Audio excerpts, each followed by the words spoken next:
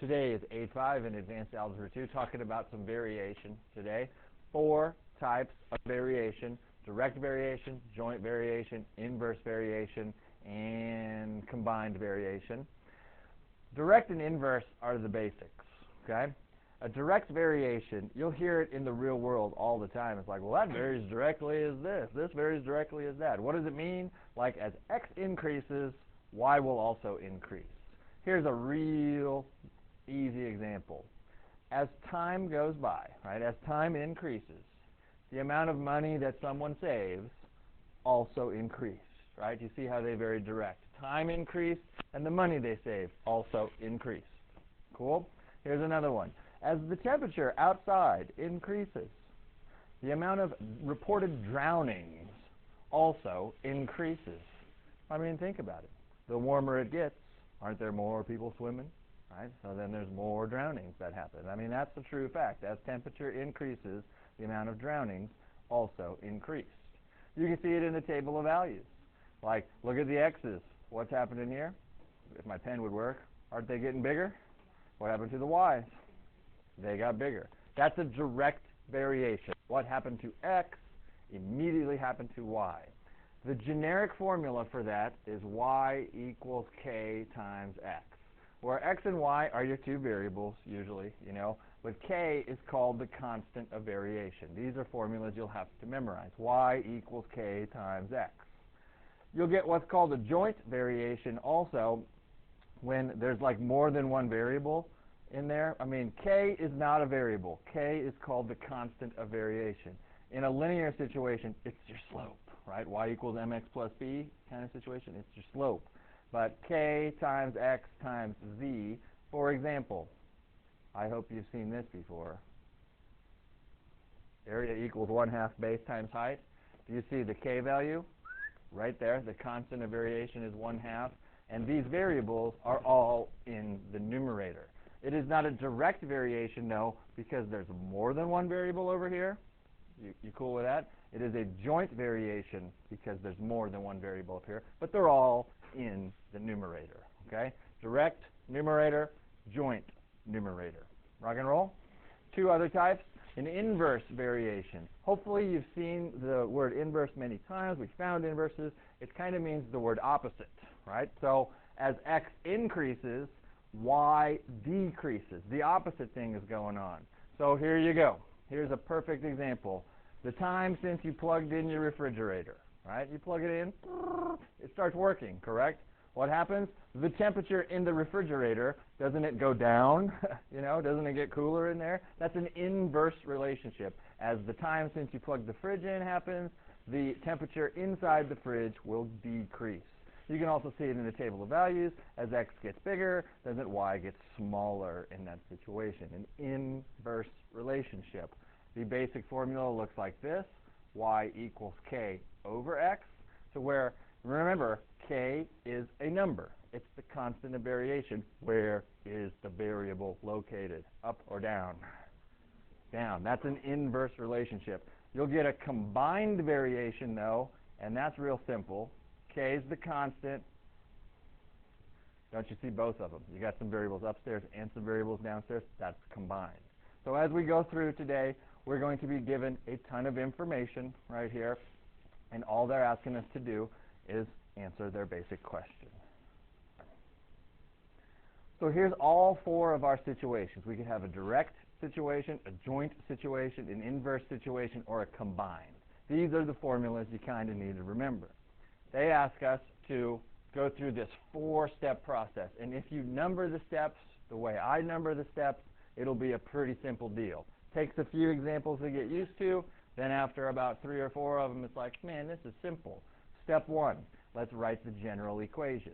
That means, well, we're going to put a 1 here, and we need to read this and figure out what kind of variation they're talking about. First of all, it says if y varies directly as x. That means, boom, aren't we in that category? Isn't that a direct variation situation? Correct? So here's what we need.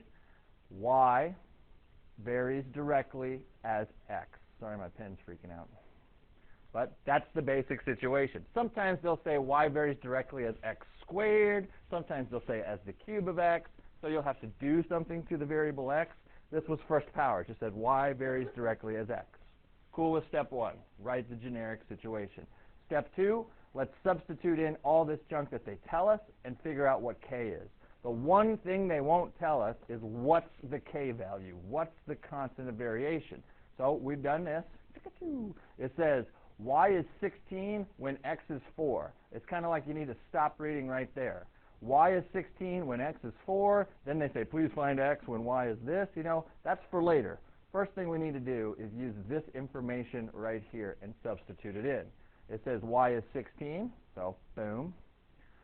K we don't know, but they say x is 4. Right? And I put a dot there. I don't like to write k4. You know, I just don't write things backwards. I wrote k times 4. I put a dot in between them. With me on that? Then, to finish step 2, solve for k. Pretty basic. What does k equal? K equals 4, right? Don't you just divide both sides by 4, right? That's step 2. Step 1 was write the generic. Step 2, sub in and solve for k. Cool? Step 3, rewrite number 1 all over again, except we now know one thing.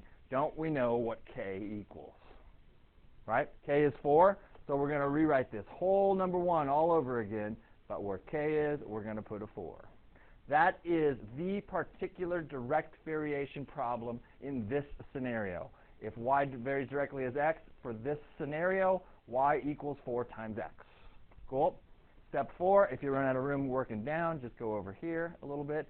Step 4, now use the rest of the info to answer their question. Here's their question. It says find x when y equals 20. So we're just going to substitute all that stuff into this bad boy. Substitute into number 3. What do we know, x or y? We know y is 20. We know 4 was there, and we don't know x. Don't they want us to find x? And what does x equal? Please number your steps like I did on the outside. 1, 2, 3, 4. Remember what the steps are, and it's just that simple. The hardest part is right here, baby. And then for some reason, people solve for k and think they're done. They do 2 steps and they're like, I got k, I'm done. That is not what they asked you. You just needed to figure that out first. Cool, let's try another one. Not that, but that. Step 1, let's write the generic. If y varies inversely as x. I got them all here displayed for us. You know, we're new to this. What do you want to do? Red, blue, purple, or green? It's the green one. Why is it the green one? Inversely proportional. Cool. So y equals k over x. Rock and roll. That's step 1. Just that simple. Cool.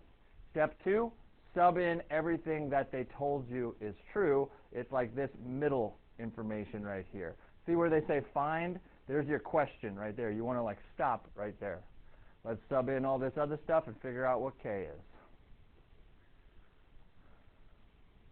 Cool with the substitution. And then to solve for k, we'll get rid of that divide by 10 and multiply both sides by 10, and isn't k 120? Rock and roll? Now, step 3, rewrite number 1 all over again, except where there was a k, we're putting 120 in its place.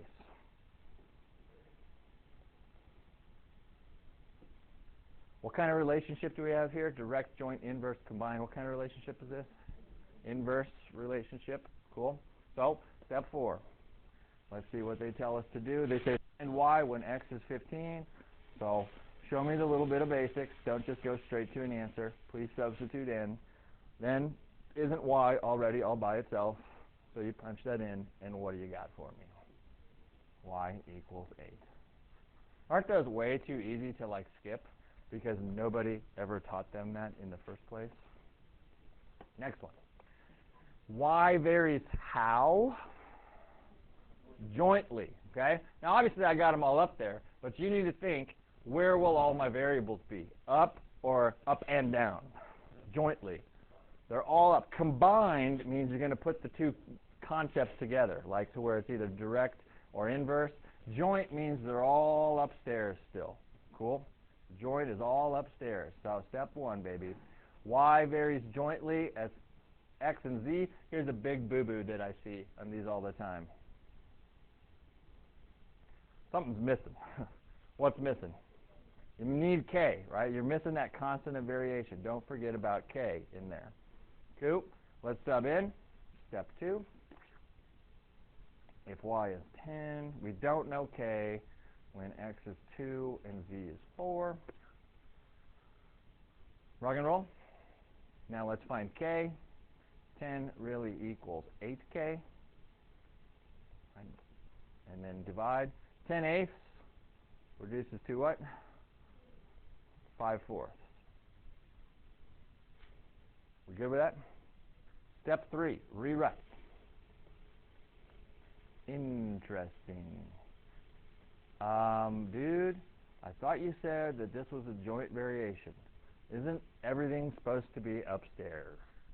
There's a 4 downstairs. How is this a joint variation when there's 4 downstairs? What needs to be upstairs? All the, starts with a V, variables. All the variables are upstairs, right? You can have numbers downstairs. That's no big deal. It's the variables are all upstairs. So here's the info. Give me a step 4. Get that done for me. Substitute them in. Solve for what they're asking you to find.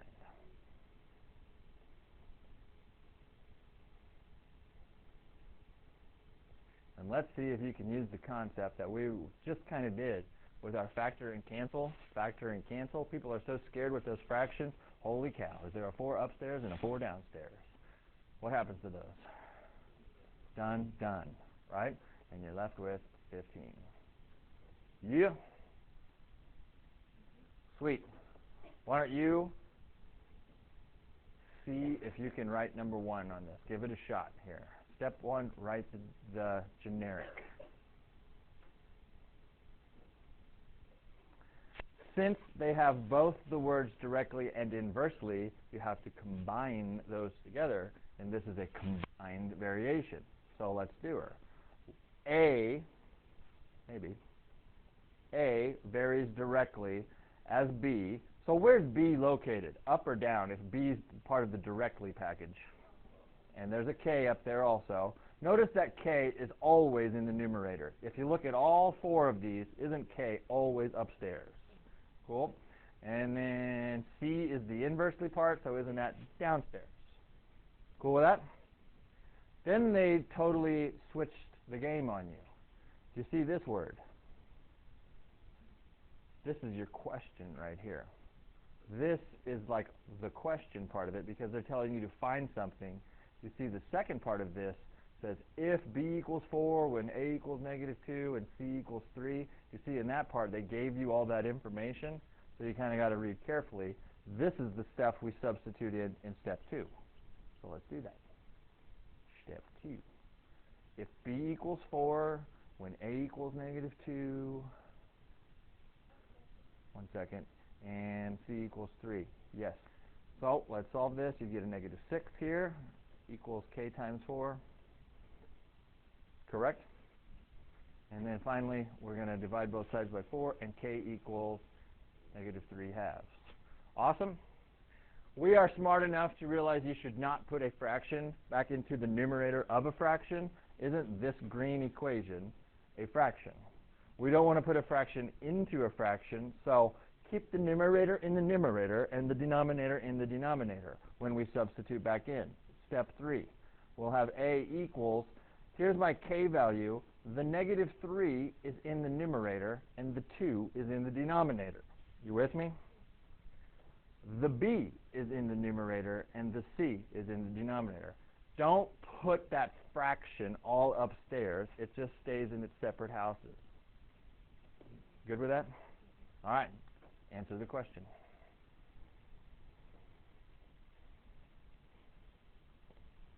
Find B when A equals 10 and C equals -5.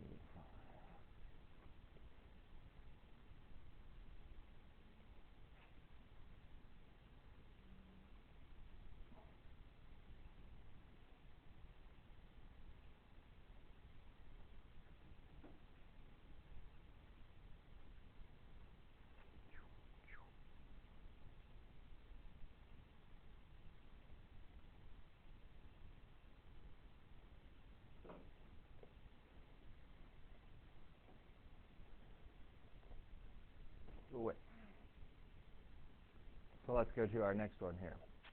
Little tiny tweak. Give it a shot on writing step 1, but there's a tweak to it.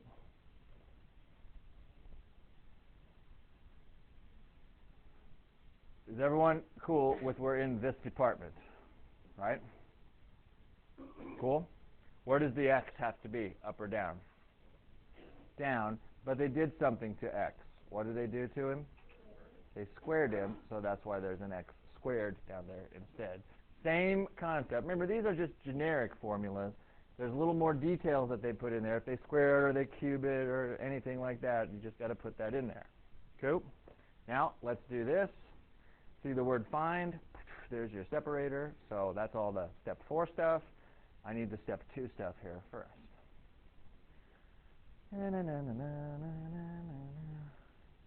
I've seen a lot of people get kind of butchered a little bit when they just go straight to putting the 4 here, you know.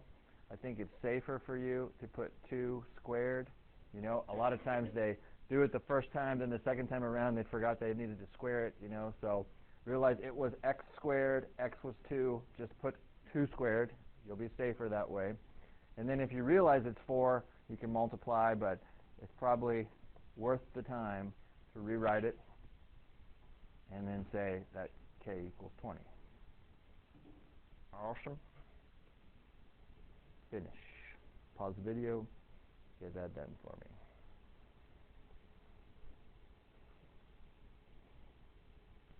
Fabulous. It's such a simple process, but it's just like anything. If you don't do it, you forget. Remember how simple synthetic division was? And a bunch of you didn't do those problems on your homework. Finding zeros, just that simple, right? So, try this one. Set me up.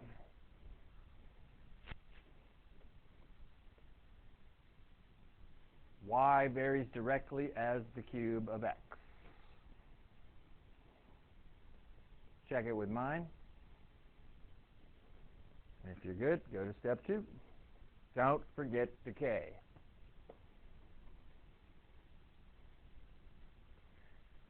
Let's see. If x equals 3, when y equals 81. I really recommend just putting 3 cubed in there instead of trying to do that all mentally, you know, which hopefully you can do mentally. What is 3 cubed, my friends? Yep.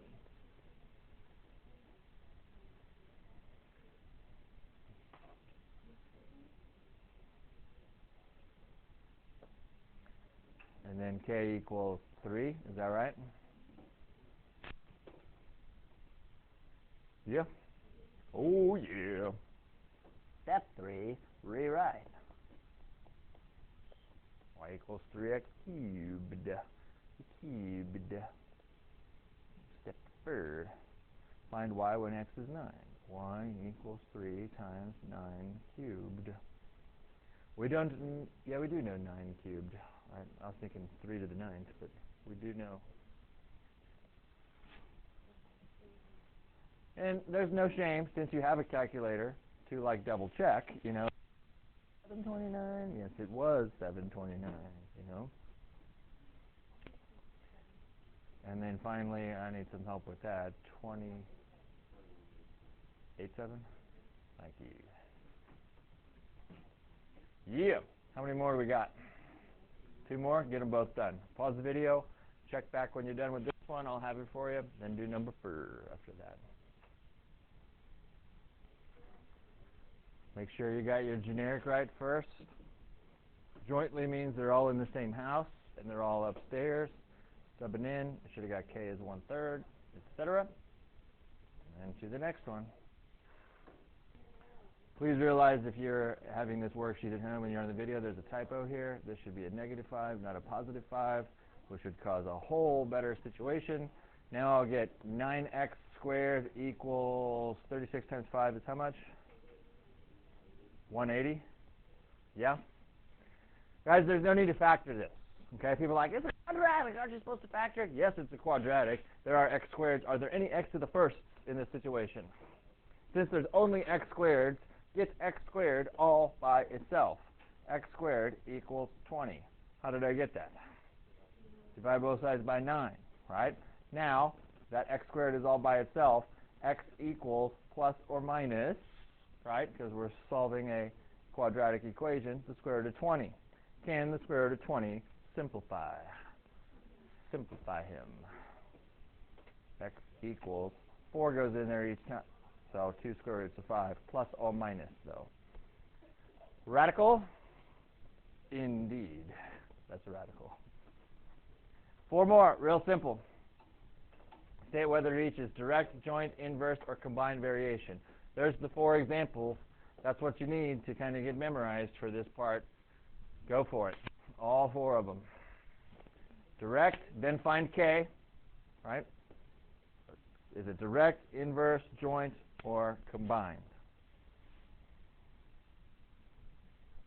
You want to do the first one together?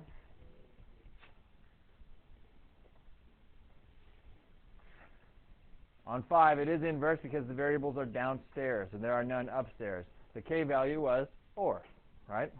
Because they asked you to find the constant of variation. That's what K stands for, the constant of variation. Cool? 6, going across here. Variables are all upstairs, and there's how many? Just 1, so that is direct. What's the K value? 12. Cool? 7, variables, some up, some down, meaning it's either combined or joint. If there's some up and some down, what is that called? Combined. What's the constant of variation? 13. And last one, there's more than one variable also, but they're all upstairs. That's joint, and what's the constant of variation? Even though this is in the denominator, nobody cares about him. He's a number. It's all about your variables. Where are your variables? Where are your variables? Where are your variables?